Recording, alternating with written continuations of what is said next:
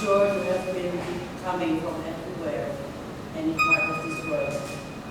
You have been a journey, faraway journey.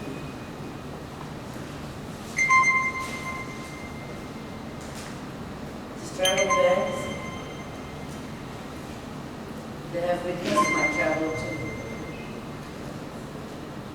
These are materials. I carried all the materials, objects I have used in various performances.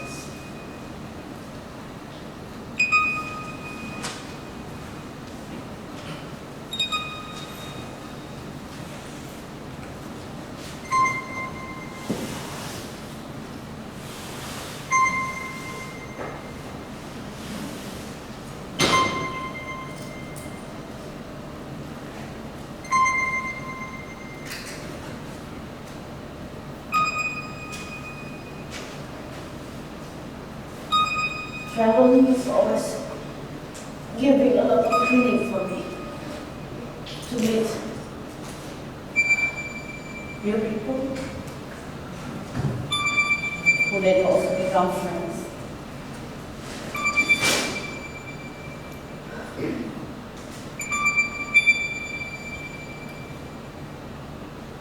Other artists from many parts of the world.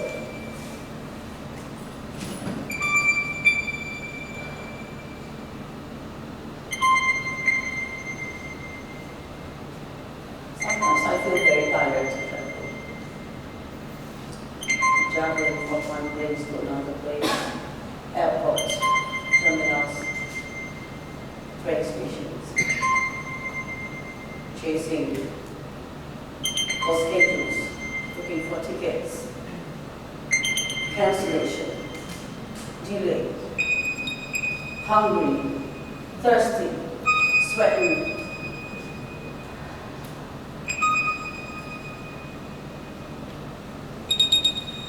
Traveling alone is very special. Probably I don't talk when I sleep and when I travel.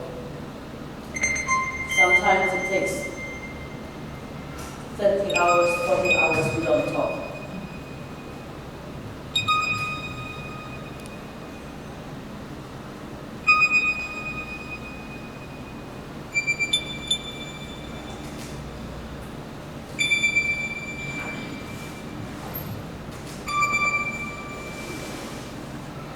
The weight of all these materials. It wasn't a burden, but every time I carry, every time I travel with them, I watch them and I ask again,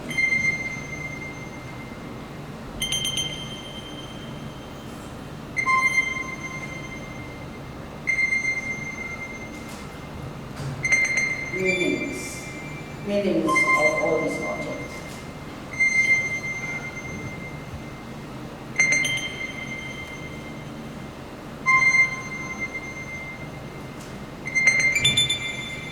I need a pattern.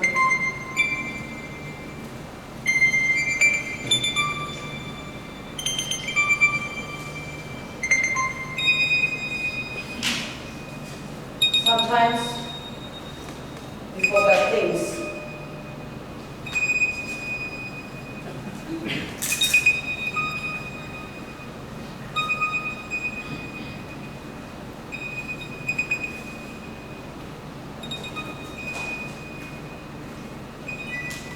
This is a very old atlas, printed in 1982.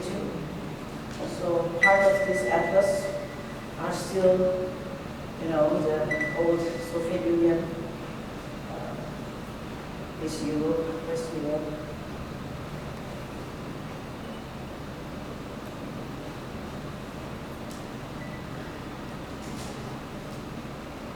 The objects I'm carrying today are object witness that I have used. Some are new because I could not use anymore. But those works, performances that I have performed in festivals, in Europe, in Asia, including in Singapore.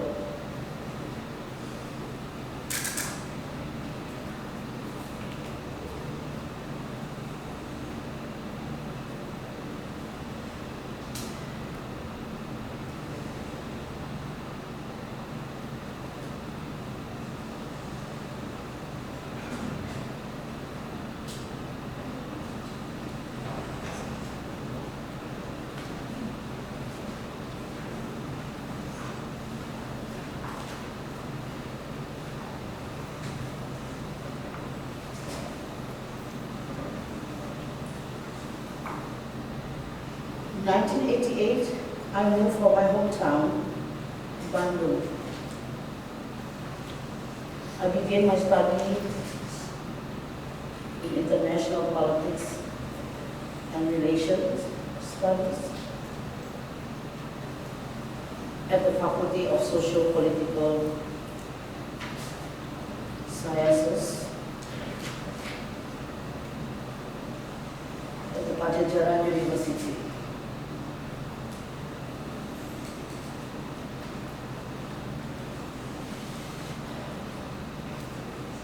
In 1988, Indonesia was under the military regime of Suharto. The new order that has raised me, educated me, indoctrinated me.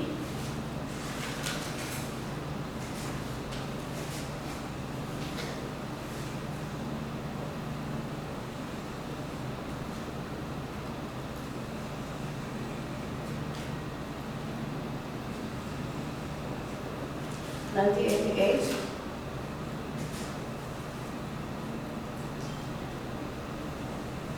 as I go from the small town going to Bandung and studying a very prestigious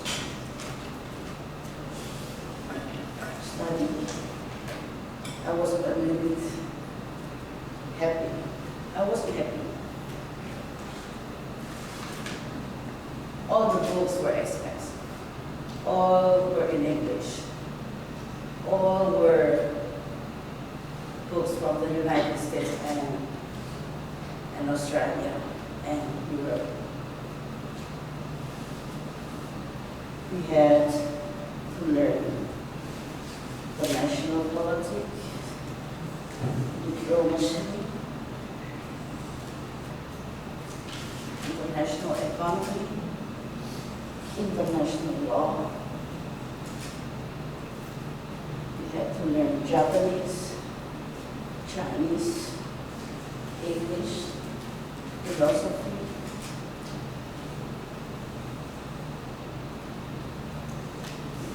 We had to learn diplomatic manners.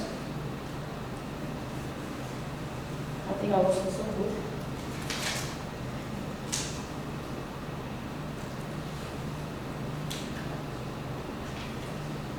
So I joined a group that I felt comfortable with.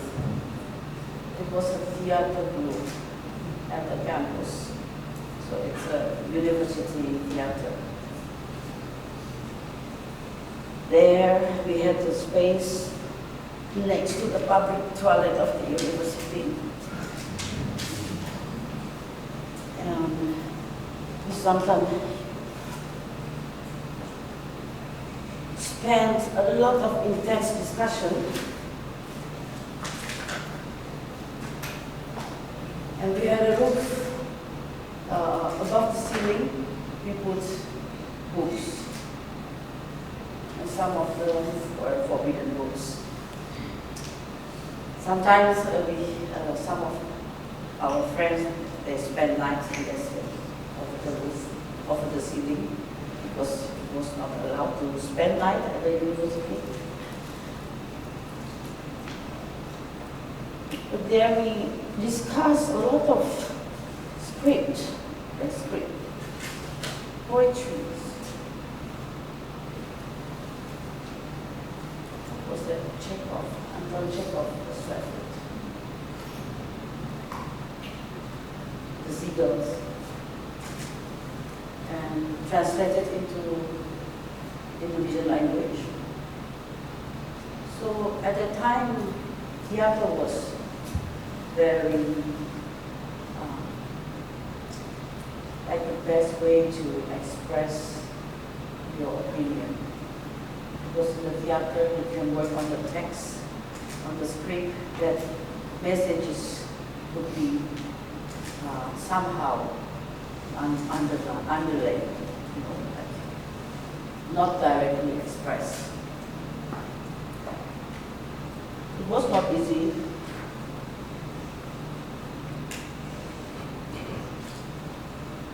So I think the idea of collectives in Indonesia, artist collectives, began with the theater collectives to search for freedom of expression and to seek for attention. Before we perform, we have to present the script to the police. We had to ask for permission. And yeah, we played. Censorship is very strong.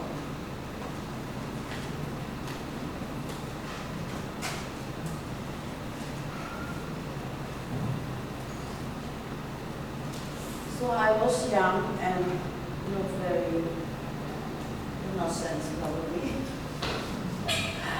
So my friends who had these forbidden books, that we put those books in my student room where I lived. Because no one will believe that I keep them. But later I realized that if I was caught, I could be put in jail at least 2 years. So later I thought, damn, my friends, my good friends, they risk my face. So I began to read all of them, including Pramudia, Anantatur, and also like the photocopies, the stencils, like telling about the Kudeta of the 65, so Hakwa and so on. Carefully reading it. I was not very, I was more in the background and just following my seniors. Oh, that's very interesting, how they discuss the certain places. 1989, there was an incident at other campus. It's the ITB, Institut Teknologi Bandung.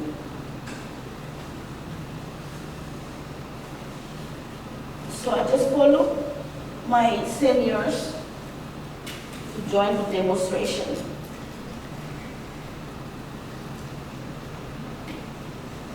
This is exactly how I felt. I studied international relations and politics. I learned where, unreachable. Because that time, you cannot travel. You could not travel easily like today. You had to even go to several screenings to get a passport. Especially when you're Chinese descent, you have to prove that you have a very good behavior and you are free from any involvement with the Communist Party. So everything would be communist. Communism was not really taught even in my study, even in international politics, which is actually very important to know what was communism, what is socialism. Teachers were afraid. So we start looking for ourselves for information. At that time, of course, no internet. Books were very expensive. I had to go to Central Strategies for International Studies at the library, which is in Jakarta. You take a bus from Bandung, 4 hours, and then you go to the library and get some, probably books that I can make a photocopy of it, some pages, but mostly I wasn't allowed. So I had to read there, spend days and sleeping at my relatives nearby. So I was curious why it was forbidden. Of course, we had a lot of tragic history. 1965. But it was 1989. I was 20. So I joined them, the student groups, student activists on the streets. Making protests. In Bandung.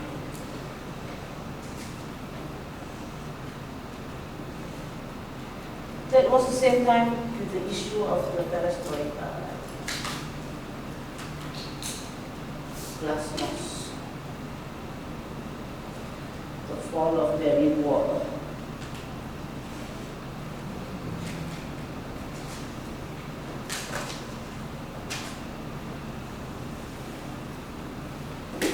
And the struggle for the reformation in Indonesia continued.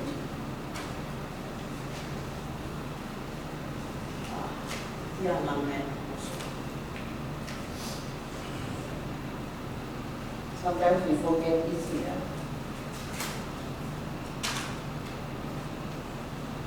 It wasn't good to forget. So,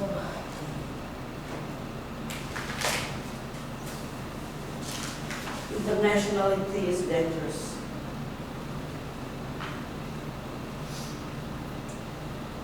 Try to understand. I thought, no, I don't want to be diplomat. But I had to finish my study.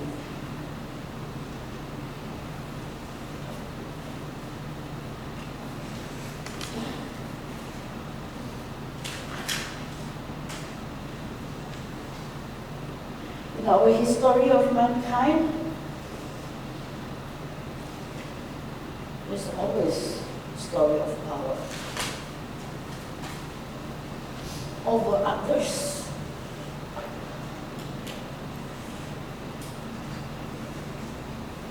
Occupation, or occupying, colonialization, claiming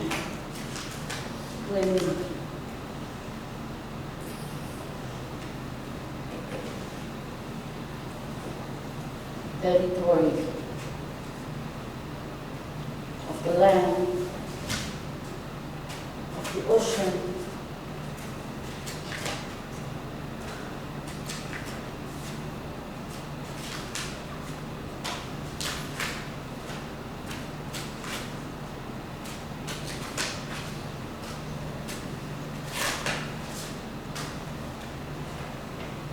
and of the air.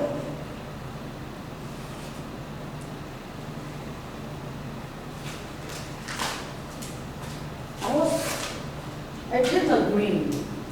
After the Second World War, there was classifications of land, although it was made by the United Nations. I wasn't in the opinion that Southeast Asian countries, for example, belong to the third world, so-called third world. In terms of third world, it's getting stronger and stronger. With all the trickle-down theories, all the capacity of the first world, they need a third world, of course, for their projects.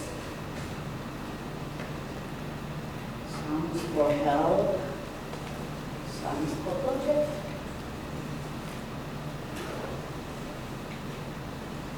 Very interesting. Today we don't hear so much the word third world, luckily. But I come from the third world.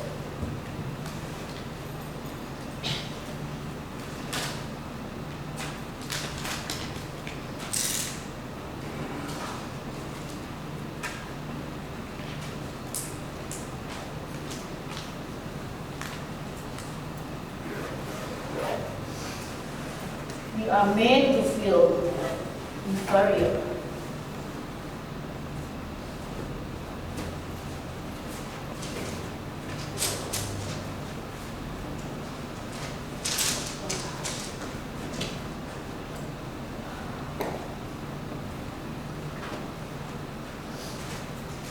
Inferiority. I have to struggle for my self-confidence as Indonesian to overcome my inferior complex.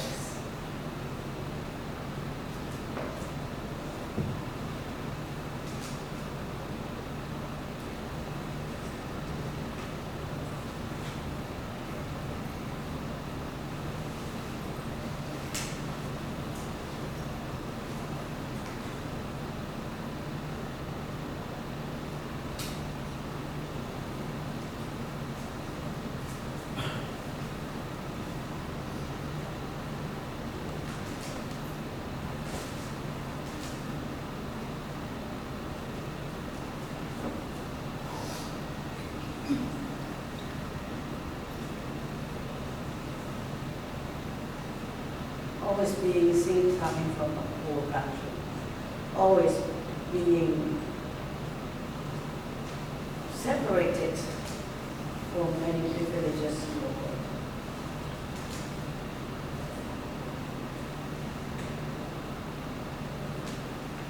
If you read the story of the New Order generation, New Order era, I think there will be a lot of pain that the Indonesian people carried until today. It causes a lot of complexity of mental.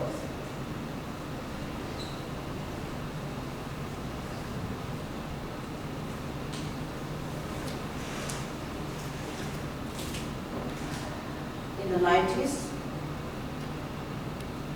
when I moved to Germany, I learned a lot of new things.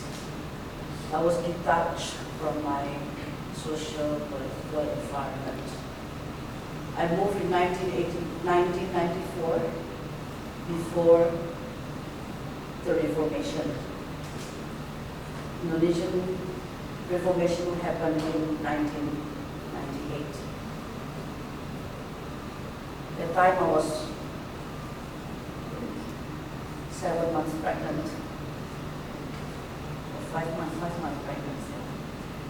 And I watched the whole chaos, demonstration, protests, and the fight between the authority and the people from television. It was scary to watch. I could not connect with my parents, with my relatives, with my friends. So Indonesian people who live in Braunschweig, we were very, very worried about. But at the same time, it was a freedom. There was a new era. There was a falling of dictator. Probably it feels the same a little bit like Soviet Union in 1989. Or anywhere else which were free from the dictatorship.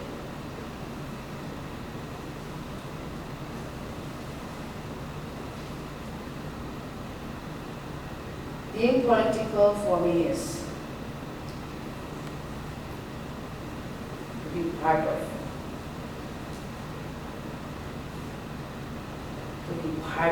people, to be part of people's movement,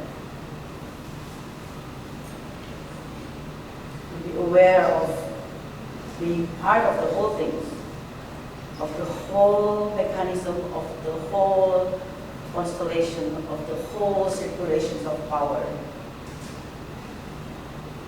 Power. Power.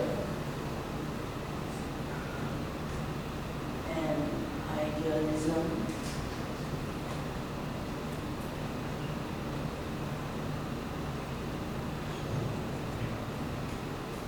For the sake of the people,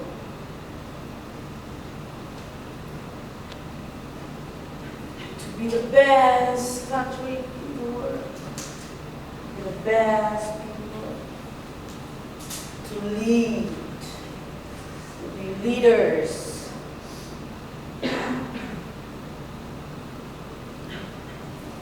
and then maybe control and to oppress.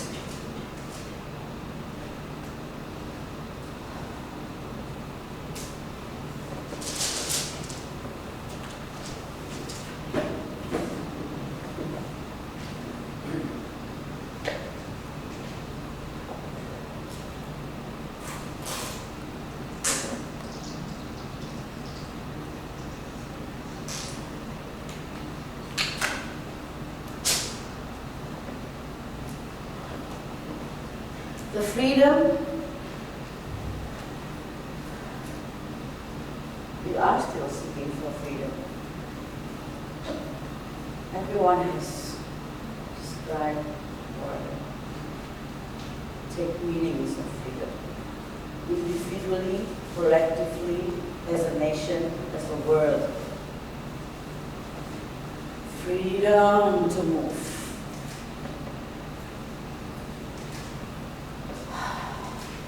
Freedom to speak.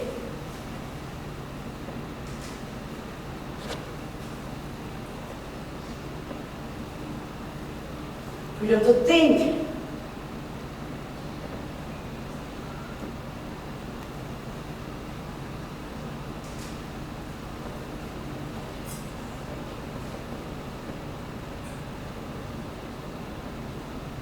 Freedom to live, to eat, to dress, to work, to study, to travel, to make art.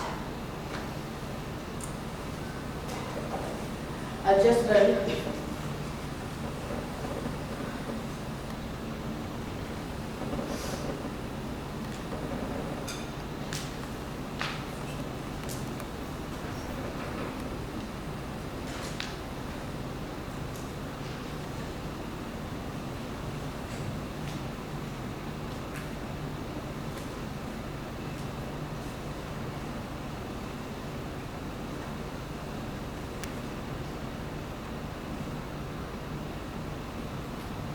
carefully that it's not going to be rejected.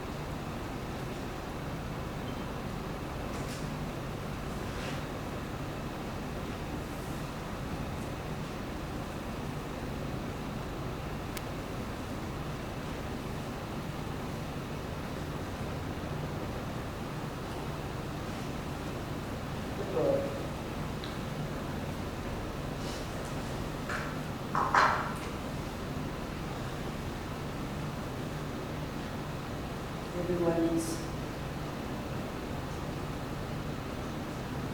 the door to go out.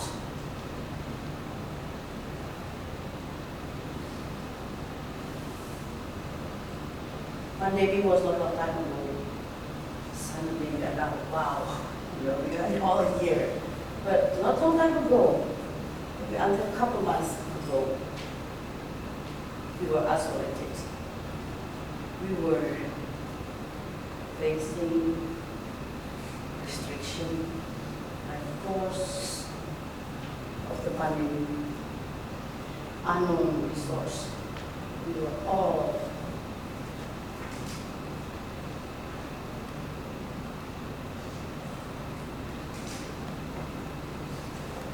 maybe 5 meters to 2 meters in a week. Some of us sharing 5 family members within 20 meters square.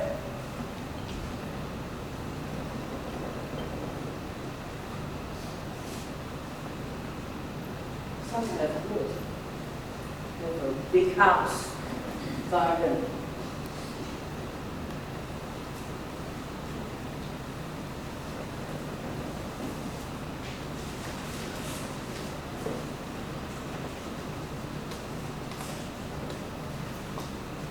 History is written. History is written by people, by historians, by authors, witness changes, witness event, witness historical event. Story is very often quickly forgotten.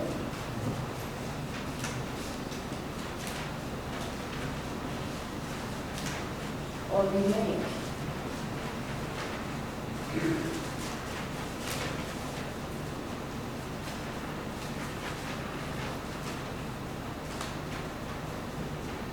Or being repeated.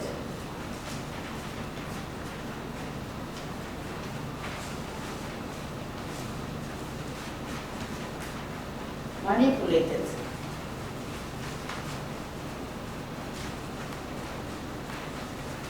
During the New Order regime, we were made to believe manipulated history.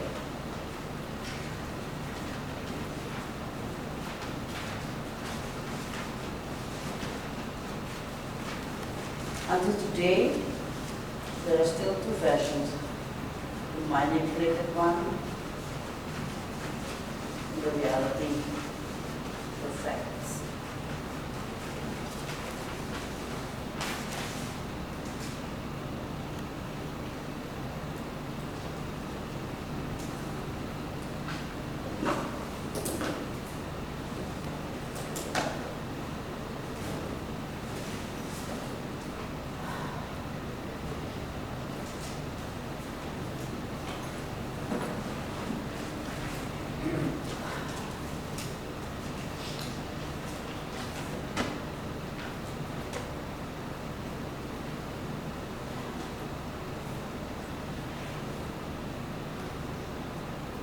In my practice as visual artist, performance artist, I, of course, have been influenced by many other artists before.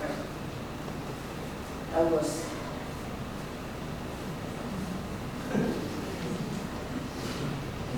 Pablo Picasso. But this one, he was making the whole set of the it's called the ballet, which is called the Parade. He was collaborating with Diaghilev, the Russian choreographer, and Eric Satie and Jean Cocteau, 1980. Joseph Beuys for his social sculpture. This time I saw the first time in Bandung his documentations of this performance. So in 1989 at the Goethe Institute, I thought, what is this? It's not a theater, it's not a dance. But then I thought, he's crazy.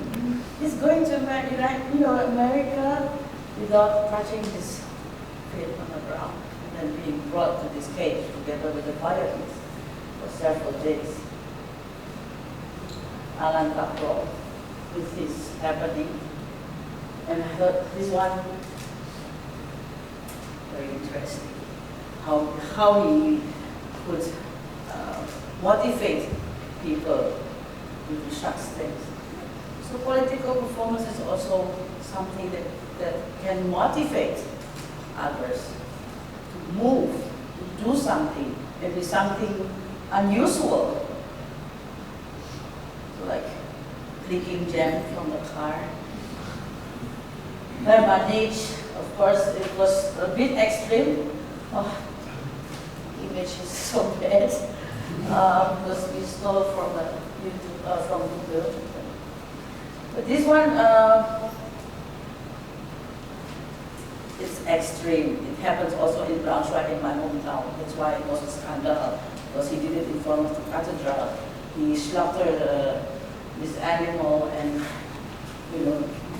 naked people and using all the organs and so on as protest.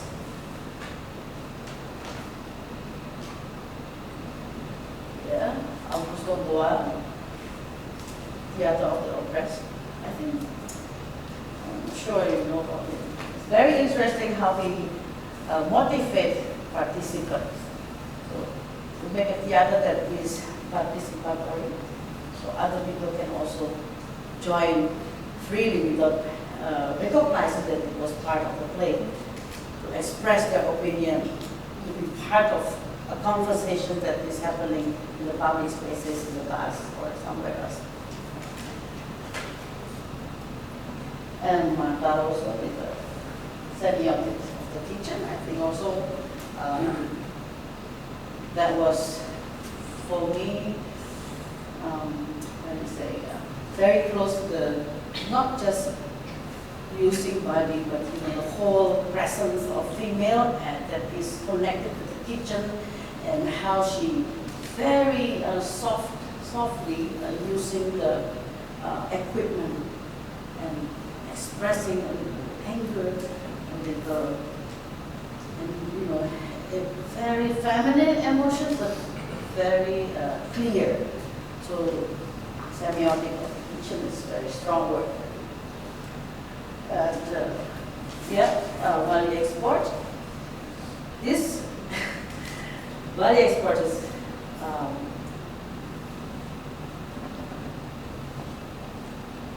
I think she's very brave. She lets people touch her. She also, with the what is it, weapon, and cut the trousers and show her genitals, you see, with the gun. And this one was interactive with the people who could touch her breast. And John Cage make things functioning as it is. And I think the idea of fluxus is like to move the world like water. Water is seeking for its own way. Water is opening ways. So fluxus movement was very political in my point of view. Especially when we look back from the Italian futurism and then the Dada and how it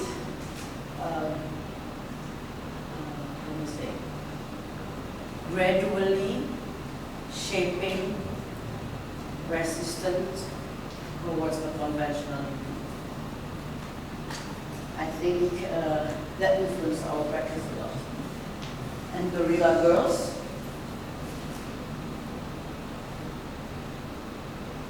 maybe this was the inspiration of the Pussy Riot nowadays. I also like Pussy Riot. Okay, next. How for Carl Solomon? And Alan Ginsberg. I saw the best minds of my generation destroyed by madness, starving, hysterical, naked, dragging themselves through the Negro streets at dawn looking for an angry fix. Angel-headed hipsters burning for the ancient heavenly connection to the starry dynamo and the machinery of night, who, poverty and tatters and hollow-eyed and high, sat up smoking in the supernatural darkness of cold water flats, floating across the tops of cities, contemplating jazz, who bared their brains to heaven under the L and saw Mohammedan angels staggering on tenement roofs, illuminated, who passed through universities with radiant, cool eyes, hallucinating Arkansas and Blake-like tragedy among the scholars of war, who were expelled from the academies for crazy and publishing obscene odes on the windows of the skull, who cowered in unshaven rooms in underwear, burning their money in wastebaskets and listening to the terror through the wall, who got busted in their pubic beards returning through Laredo with a belt of marijuana for New York,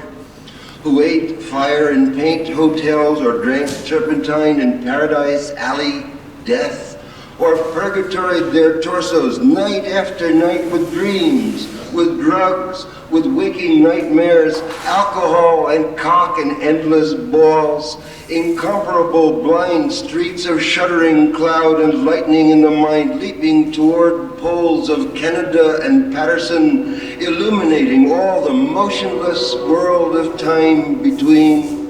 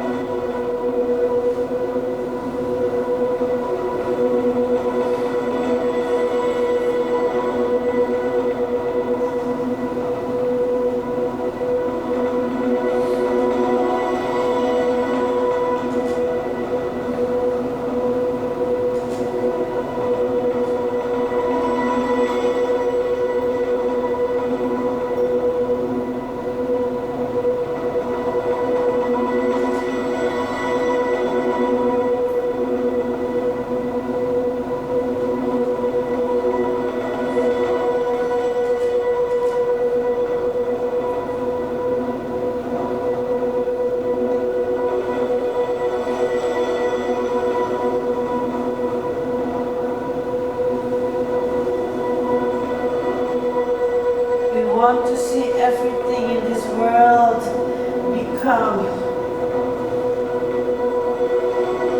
clean and neat,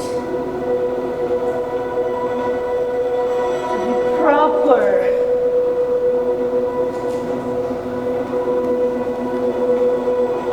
to have manner, civilized,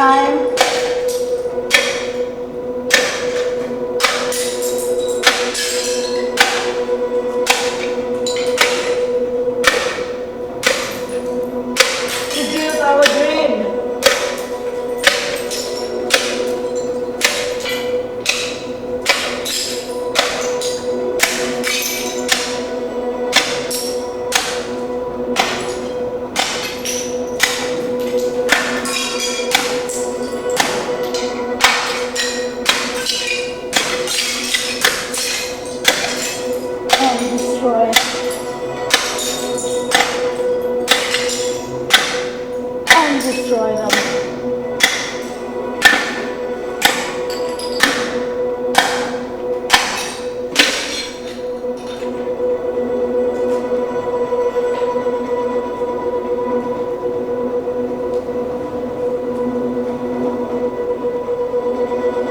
And then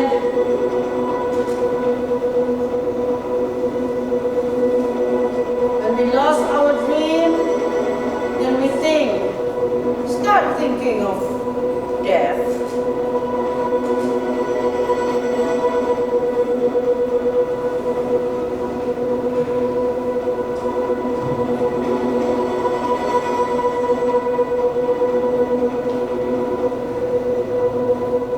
Then we think of God.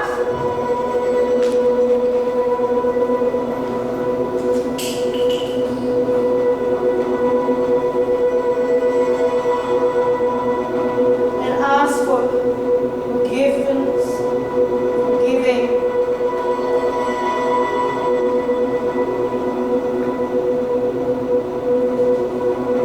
God, you think they're coming to come down?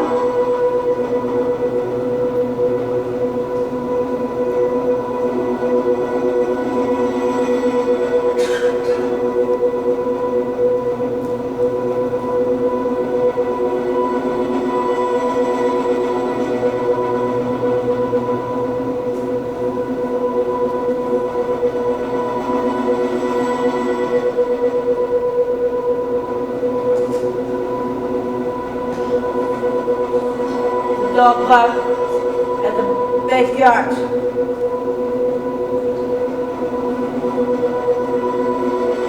Eagle flew after the dark.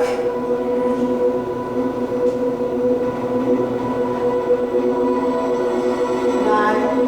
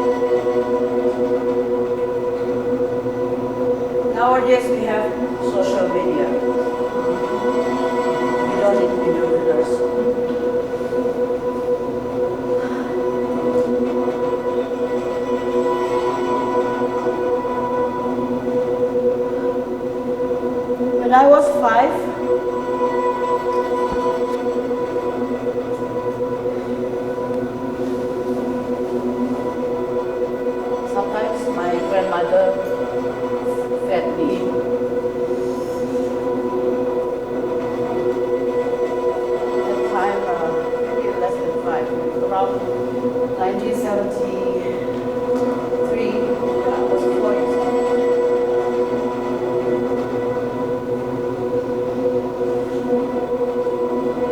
Our neighbor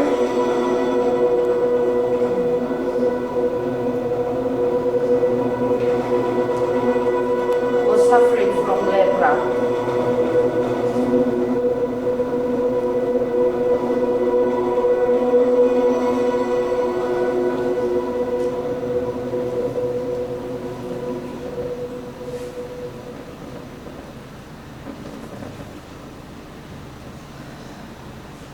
The father was a shoemaker. The wife, mother,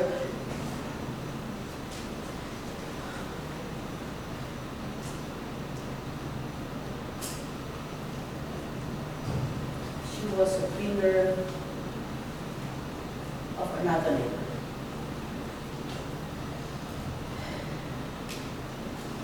At that time, I saw their body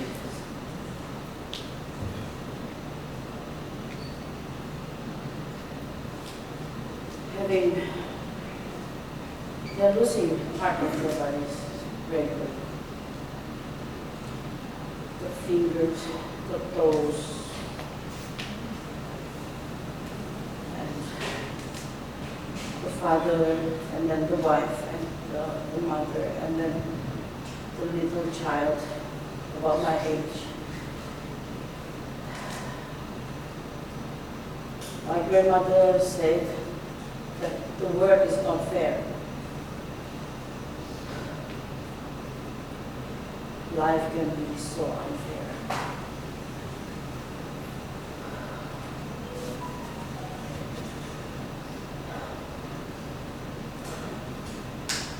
She said, it's like when you are not healthy, it's like a plant, a seed of a plant that will never grow.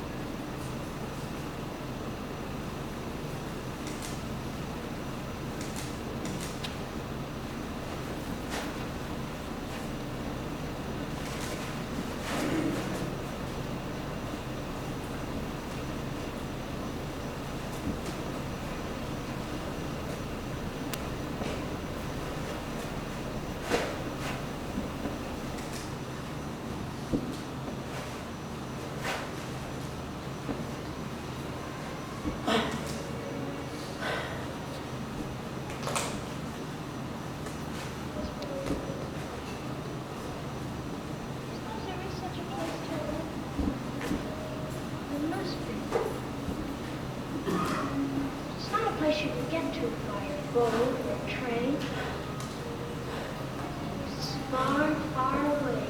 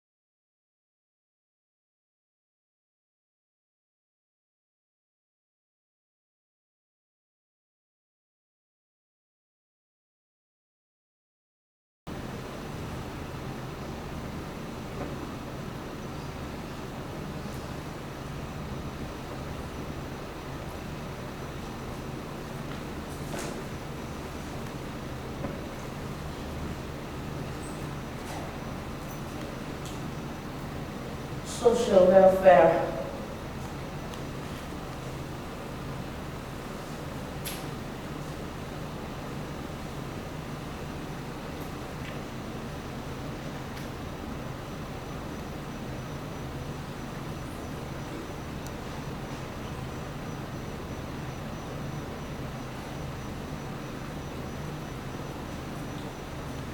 Social welfare.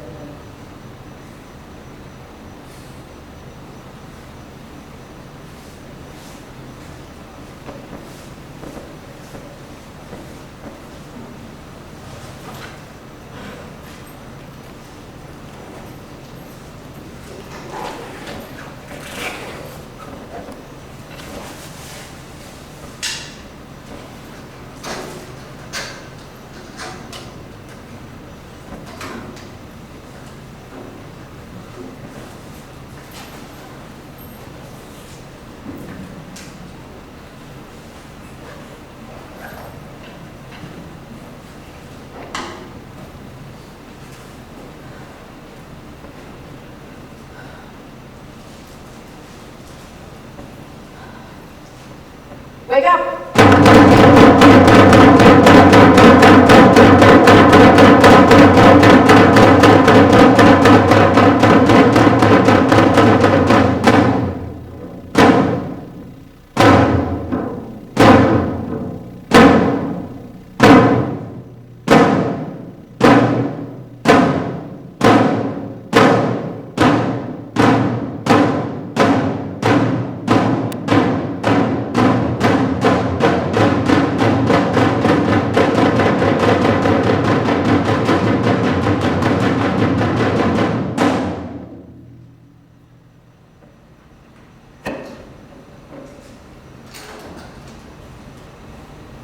We don't think enough about humanity, although we all say. We still have a lot of homeworks. Homework means a lot of things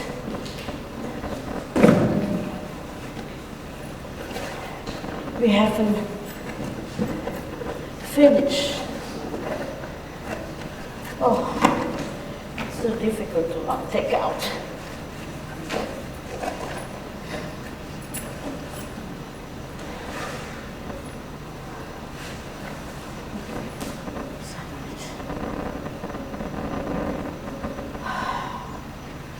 Yes.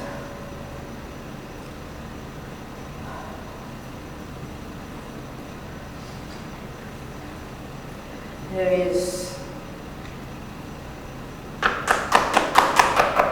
utopia.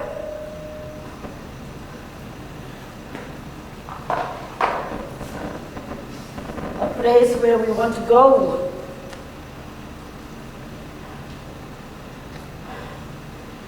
Undefined place.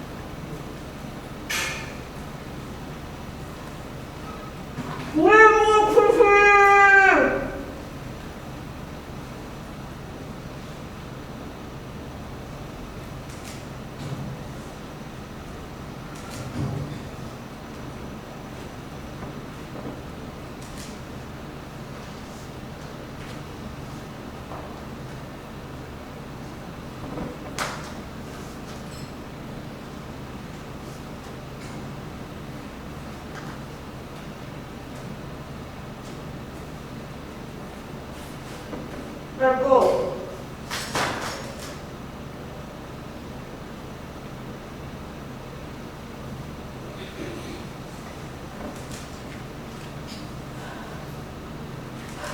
Boundaries. Boundaries. It's everywhere. We've been living, we've been born within boundaries. We grew up within boundaries. We want to cross boundaries. We have to go another boundaries. We have to face another boundaries. We love boundaries. We want them.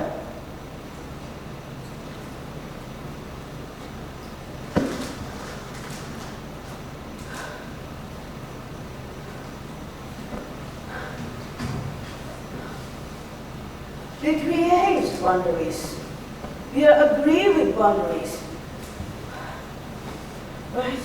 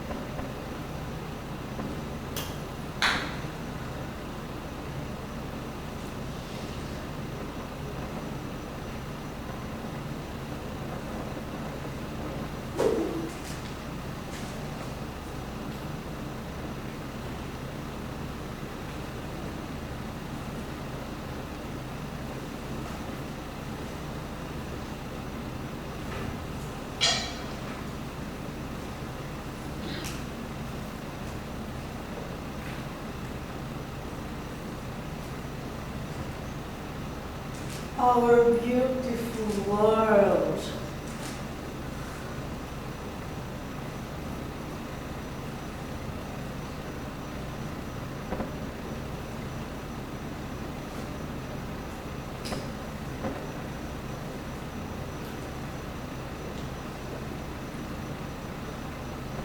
Our wonderful life.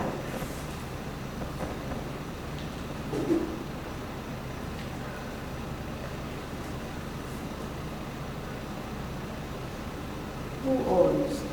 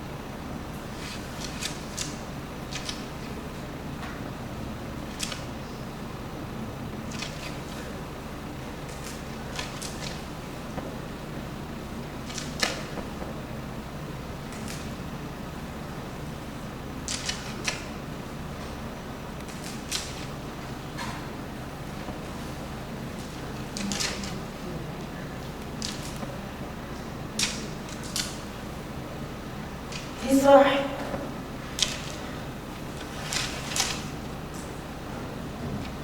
Through layers of cruelty.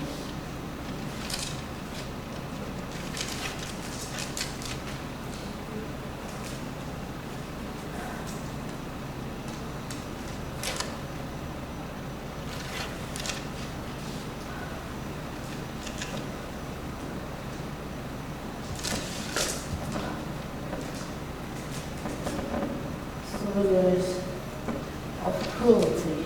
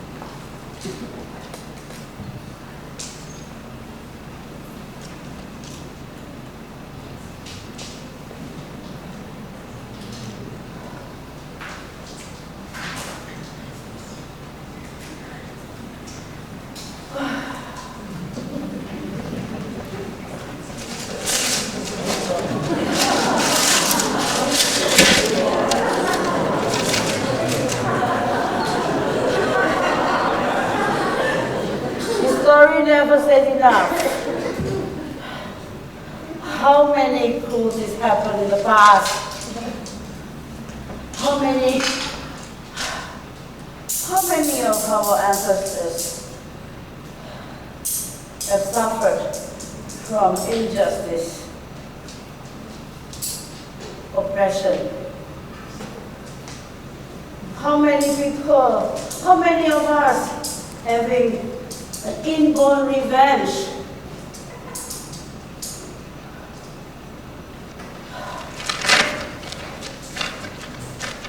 Let's keep these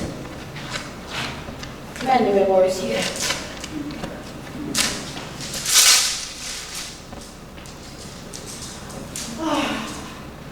Okay. Let's make a choir of memory of cruelty.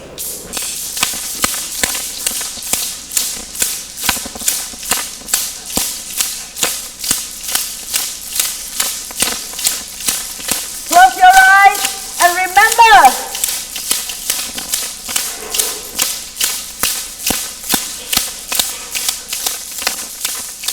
Recall our memories. Recall memories of cruelty.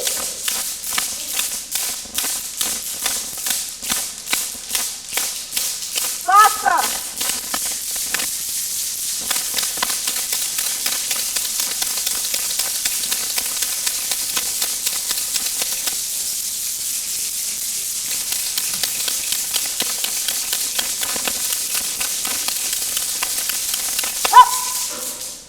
Thank you.